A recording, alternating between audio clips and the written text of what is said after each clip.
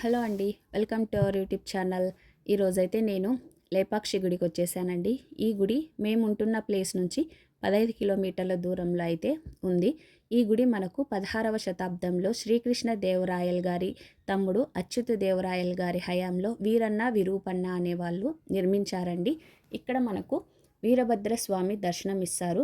అంటే శివయ్య యొక్క ఇంకొక రూపం ఉగ్ర రూపంలో ఉన్నప్పుడు వీరభద్రస్వామిగా దర్శనం ఇస్తారు కదా, మనకు ఇక్కడ అలానే దర్శనం ఇస్తారండి. ఇక్కడ మనకు వీరభద్రస్వామి కన్నా ముందే రామలింగం, హనుమలింగం, పాపనాశేశ్వర లింగం, అలానే తాండవేశ్వర లింగం ఈ కొండపైన ఉండేవంటండి. అవన్నీ చూసిన విరూపన్న గారు ఇక్కడైతే వీరభద్రస్వామి ఆలయం నిర్మించారు. ఈ ఆలయంకి కావలసిన రాయి అంతా ఇక్కడున్న 5 ఎకరాల కొండ నుంచి తీసుకొని పగలకొడుతూ ఈ గుడిని అయితే నిర్మించారంటండి. అది మనకు కూర్మశైలం అంటే తాబేలు ఆకారంలో ఉండేదంట కొండ. అందుకే అండి మీరు ఇక్కడ చూసుకుంటే సర్ఫేస్ అంతా నేల అంతా అనీవెన్గానే ఉంటుంది, మనకి ఎక్కడ సాఫీగా అనేదే ఉండదు. ఆ కొండని అలానే కొడుతూ చేశారు కాబట్టి మనకంతా కొండ అంతా అలానే అనీవెన్గానే ఉంది. ఇక్కడ మనకు మొత్తంగా 876 స్తంభాలు అయితే ఉన్నాయంటండి. అందులో మొదటిది ఇది డ్యాన్సింగ్ హాల్. ఇక్కడ 70కి పైగా స్తంభాలు ఉన్నాయంట. డ్యాన్సింగ్ హాల్ అంటే ఇక్కడ నాట్యం చేసే వాళ్ళనేం కాదండి. పైన మనకు స్వర్గలోకంలో రంభా, ఊర్వశి, మేనకా వాళ్ళు డ్యాన్స్ చేసేటప్పుడు ఎవరెవరు ఎక్కడెక్కడ ఉంటారనేదైతే ఇక్కడ విరూపన్న గారు మనకు చూపించారండి. ఇట్స్ జస్ట్ లైక్ అన్ ఇమాజినేషన్లా అనమాట. వీరభద్రస్వామి ఈయనే అండి. వీరభద్రస్వామిగా మనకి ఇలానే దర్శనమిస్తారు. అలానే పాపనాశేశ్వర లింగం, ఇది మనకు అప్పట్లో అగస్త్యముని ఇక్కడ ప్రతిష్టాపన చేసిన లింగం అండి. అలానే పార్వతీదేవి గారు కూడా మనకు దర్శనమిస్తారు. రాముల వారు ప్రతిష్టాపన చేసిన లింగం కూడా ఉందండి, రామలింగం అని. అలానే మనకు భద్రకాళి అమ్మవారు కూడా దర్శనమిస్తారు. ఇక హనుమంతుల వారు ప్రతిష్టాపన చేసిన హనుమలింగం కూడా ఉందండి. హనుమలింగం ఇక్కడ హనుమలింగం అని చెప్పేసి అంటారు. అంతేకాదండి ఇక్కడ మనకు రఘునాథ స్వామి కూడా దర్శనమిస్తారు.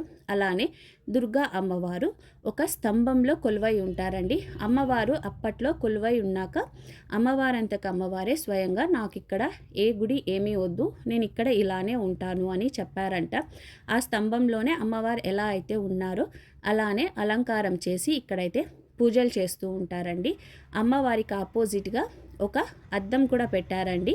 ఆ అద్దంలో నుంచి అమ్మవారినైనా సరే మనం చూసి దర్శనం చేసుకోవచ్చు, లేదా డైరెక్ట్గా కానీ చూసి దర్శనం చేసుకోవచ్చండి.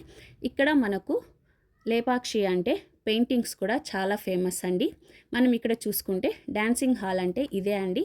రంభా, ఊర్వశి వాళ్ళు డ్యాన్స్ చేసేటప్పుడు ఎవరెవరు ఎక్కడెక్కడ ఉన్నారు, దత్తాత్రేయ స్వామి, అలానే బ్రహ్మ, విష్ణు, వీళ్ళందరూ తుంబుర నాదం చేసుకుంటా అందరూ ఎవరెవరు ఎక్కడెక్కడ ఉన్నారు అనేదైతే విరూపన్న గారు మనకిక్కడ బాగా చూపించారండి.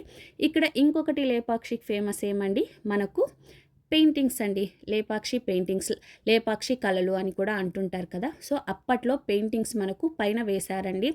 అప్పట్లో ఆడవాళ్ళు ఎలా రెడీ అవుతారు, అలానే శ్రీకృష్ణుల వారు ఎలా ఉండేవారు, అలానే తంజావూరు ఒక ప్రతిష్టత అంతా మనకు ఇక్కడ పెయింటింగ్స్ రూపంలో విరూపన్న గారు అయితే చూపించారండి. ఇక్కడ మనం చూసుకుంటే పెయింటింగ్స్ అన్నీ బాగా కనిపిస్తాయి, డైరెక్ట్గా చూస్తే ఇంకా బాగా కనిపిస్తాయండి. అప్పట్లో వేసిన పెయింటింగ్స్ కదా, సో అక్కడక్కడ కొంచెం వెళ్ళాయి కానీ ఇంకా బాగా కనిపిస్తాయి. అంతేకాదండి ఇక్కడ ఒక స్తంభం ఉందండి, హ్యాంగింగ్ పిల్లర్ అన్నమాట. ఆ స్తంభం మనకు గాలిలోనే ఉంటుందండి, నేలకైతే టచ్ అయి ఉండదు. కానీ ఈ మధ్య కాలంలో కొంచెం అయితే టచ్ అయి ఉందండి. ఈ మధ్య కాలం అంటే అప్పట్లో బ్రిటిషర్స్ ఇది ఇలా ఉంది అని వాళ్ళు పరిశోధన స్టార్ట్ చేసేప్పుడు అలా ఒక సైడ్ భూమికి కొంచెం టచ్ అయ్యిందండి. ఇది సెంటర్ ఆఫ్ గ్రావిటీగా చెప్తారు. ఈ స్తంభం పడిపోతే గుడి కూడా ఉండదు అని చెప్పేసి అయితే ఇక్కడ చెప్తుంటారండి. ఇది ఇక్కడ ఒక ప్రత్యేకత. Let's continue in the second part.